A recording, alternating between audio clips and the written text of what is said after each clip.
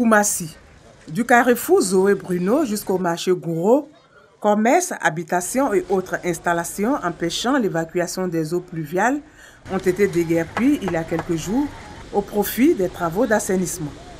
À ces initiatives s'ajoute la construction d'un réseau d'eau usée et l'aménagement du canal d'Anoumabou. Des travaux coordonnés par l'Office national de l'assainissement et du drainage. S'agissant de Koumassi, nous avons entrepris ce qu'on appelle la libération des exutoires. Nous, nos canalisations, nos drainages d'eau pluviale sont comme les veines d'un corps humain. Quand c'est sectionné, quand il y a un garrot quelque part, ça ne peut pas circuler.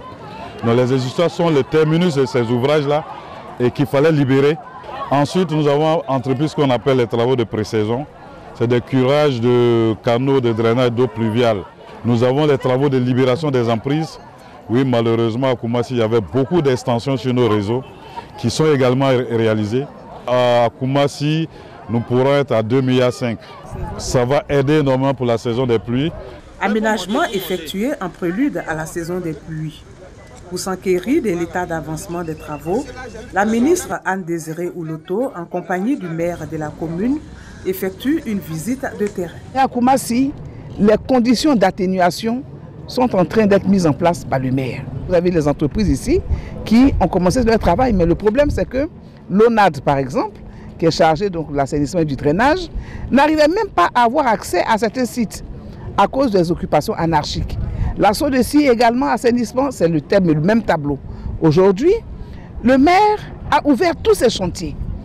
Il permettra donc à l'ONAD et à la SODECI d'accélérer leurs activités, leurs travaux, de respecter les délais afin que nos populations soient tranquilles pendant la saison des pluies. Différents points ont été identifiés qui vont donc faire l'objet d'actions prioritaires de sorte à ce que la saison des pluies ne soit pas la saison au cours de laquelle Koumassi est traité de tous les maux. C'est tout ce qui concerne l'assainissement. Au-delà de l'assainissement, ce qui est prévu également, c'est la voirie.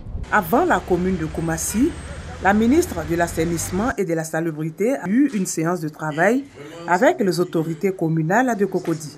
Dans cette cité également, plusieurs sites inondables ont été identifiés, entre autres le carrefour de la Vie et le rond-point de la Palmeraie. Le premier magistrat compte s'impliquer. Cette séance de travail était vraiment attendue. Nous allons faire en sorte, même s'il y a peut-être des dégâts, ou un dégât matériel, mais pas en tout cas de perte de vie humaine. Et nous allons nous y atteler dès maintenant. Nous allons sensibiliser les populations et nous allons être sur le terrain en permanence. Après Koumassi et Cocody, la ministre de l'Assainissement et de la Salubrité se rendra dans les communes d'Adjamé et d'Abobo pour sensibiliser les populations sur la nécessité de quitter les zones à risque.